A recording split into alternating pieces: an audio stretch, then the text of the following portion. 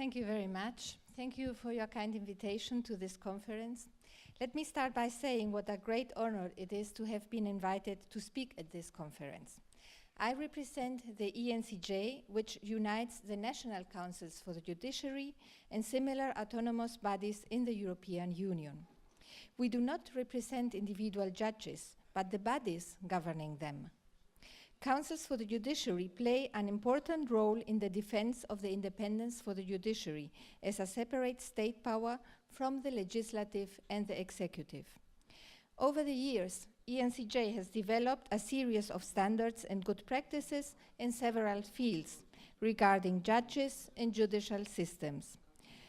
Those standards reflect the shared principles and values of the EU member states, which guarantee a proper functioning of a democratic system based on the rule of law.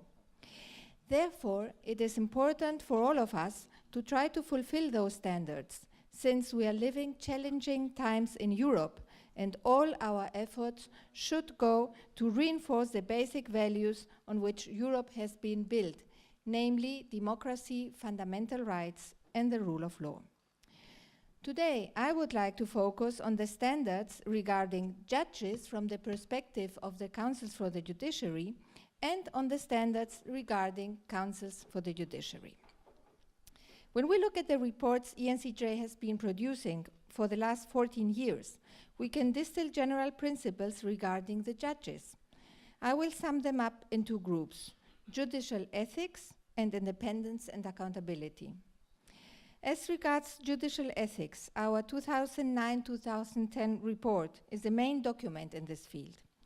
We thought it was necessary to produce this report in order to strengthen public confidence in the judiciary and to allow a better understanding of the role of the judges in society. ECNJ addressed this issue in a positive manner, emphasizing the common founding values of a judge's work and establishing a distinction between values and merits, like independence, integrity, and partiality, and qualities or virtues of a judge: wisdom, humanity, courage, etc. I would also like to point out that the report includes aspects of the private life of the judge. ECNJ understands that matters of judicial discipline and ethics should fall under the authority of councils for the judiciary or other independent and autonomous bodies, to avoid the danger that disciplinary proceedings may be used as a tool to intimidate the judiciary. Therefore, a code of conduct and ethics should be drawn up by judges or a council for the judiciary. It should state the types of breach of the principles of judicial conduct or ethics which would be unacceptable, including conduct which is capable of bringing the judiciary into disrepute. As already mentioned, judicial integrity is regarded in this report as one of the values or merits that try to answer to the question of what society and citizens expect of a judge. The report says that the judge fulfills his or her role with integrity in the interests of justice and society. Two duties result from this principle: the duty of probity and the duty of honor. Under the duty of probity, the report numbers several obligations, like to refrain from any tactless or indelicate behavior, exercise his or her functions without favoritism, ensure the correct use of resources, or refuse to accept gifts or advantages for himself or herself or for those close to him or her. The duty of dignity and honor includes the obligation to exercise his or her functions by applying loyally the rules of procedure, by showing concern for the dignity of individuals, and by acting within the framework of the law. It also includes that courtesy governs his or her relations with other professionals within the justice system, and that the judge ensures through his or her professional practice and person that he or she does not jeopardize the public image of the judge, the court, and the justice system. The report also points out that judges must be impartial, and that impartiality means that judges should act and appear to act in all matters without prejudice or preconceived ideas. Some other reports of the ECNJ are related to the question of judicial integrity. To mention the most recent, let me point out our 2016-70 report on independence, accountability, and quality of justice that includes in it the evaluation of accountability a question on the code of ethics to try to find out if the judiciary in the country has a code on ethics, and if the answer to this question is positive, if this code of ethics is available to the public. We also asked if there is a judicial training on ethics, and if there is an independent body with responsibility to provide judges with guidance or advice on ethical issues. The 2004-5 report on evaluation of judges came to the conclusion that few countries address ethical aspects in the evaluation of judges, and where this is taken into consideration, it is related principally to professional activities. And the last of our reports I would like to mention in this context is the 2014-15 report on disciplinary proceedings and liability of judges, in which the links between disciplinary and judicial ethics are analyzed and minimum standards and indicators regarding these areas are established. A second group of ECNJ standards linked to judgeships are our standards on independence and accountability. In 2013, we started to work on this issue. We understand that independence and accountability go together, since accountability is a prerequisite for independence. For the judiciary to be independent, the judiciary as a whole must be independent, and the individual judge must be independent. Actual independence depends on his or her behavior and shows in his or her decisions, and this is reflected in the independence as perceived by society. It is also important that society perceives the judiciary to be accountable. Our report on independence, accountability, and quality of justice 2016-17 includes, on the one hand, the results of a questionnaire on objective and subjective indicators on independence and on indicators on accountability, and on the other hand, a survey among judges on the perception of their own independence, in which more than 11,000 judges from 26 countries in Europe participated. It has to be mentioned that the indicators have not been developed to create rankings of the judicial systems, but rather to discuss the strengths and weaknesses of the judicial systems and try to improve them. As a general conclusion, we can say that there is still much room for improvement. Let me point out that Poland is one of the countries with the highest rank in trust of the judiciary by society. In 2016, ECNJ survey among judges shows that on average, judges rated their own independence as being 8.9 out of 10, and the independence of judges generally in their own country as being 8.3. The survey also revealed a number of other important issues.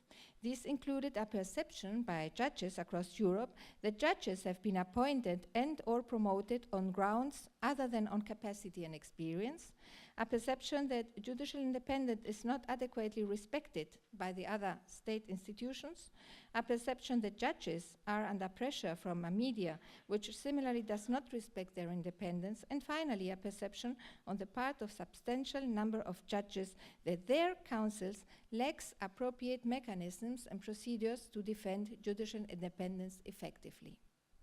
In the survey among judges, we included a question on corruption regarding the exercise of bribes, the existence of bribes, and found out that there are judiciaries where nearly all judges are sure that no bribes are accepted, while in other countries, a small percentage of judges, less than 4%, believe that bribes are accepted, and even in a third category of countries, more than 20% of judges think that this occurs, although I have to underline that they seldom expect this to happen regularly.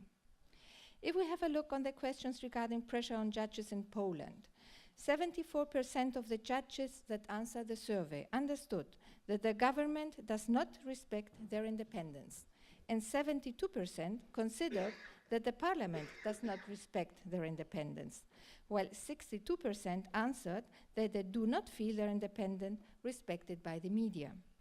When asked what would contribute most to the independence of the judiciary, Polish judges answered that better working conditions regarding caseload, appointment and promotion of judges strictly on the basis of ability and experience, and less pressure from the media.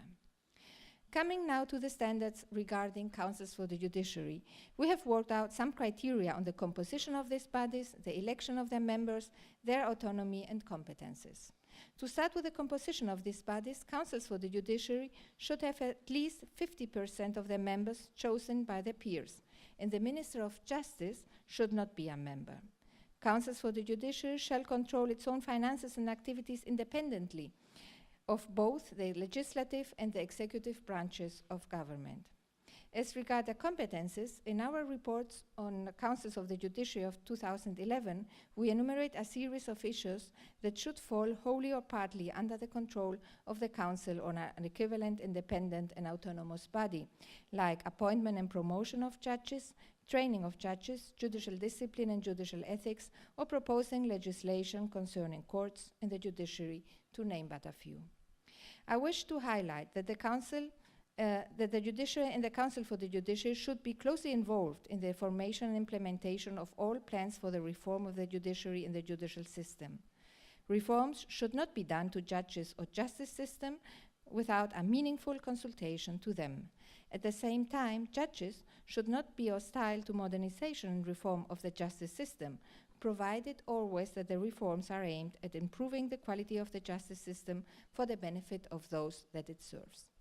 Sadly, we know that this principle is not followed in Poland, where a wide-reaching reform is being planned without a meaningful consultation of the judiciary or the Council for the Judiciary. The Executive Board of the ECNJ has already had 4 opportunities to express its views on the ongoing reform of the Polish KRS.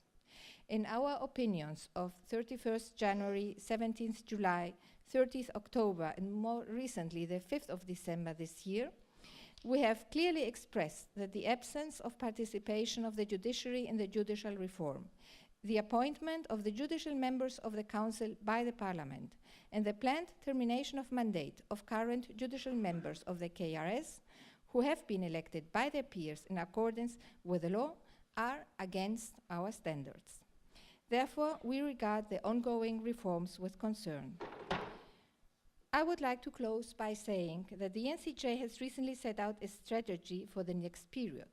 One of our main objectives we want to pursue is to provide support for the independence, accountability and quality of judiciaries in Europe and to promote understandings of and respect for judicial independence.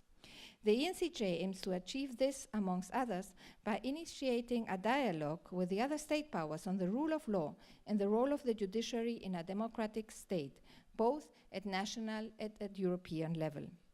The 2016 survey among judges shows that judges do not feel respected by the other state powers. The most recent Flash Eurobarometer 447 of April 2017 on the perception of the general public about the independence of the judiciary, interference from politicians and the government is mentioned most frequently as reason for a negative perception of the independence of the judiciary. This issue needs to be addressed, and I believe that all 3 branches of the states have a shared responsibility in this regard. In Paris, the ECNJ adopted a declaration on resilient justice. We believe there is a strong need for a resilient justice system which can withstand external pressure, whilst at the same time having the ability to adjust to the changing needs of society. We believe that we have a shared responsibility to uphold democracy, fundamental rights and the rule of law in order for our societies to prosper and for the welfare of the people.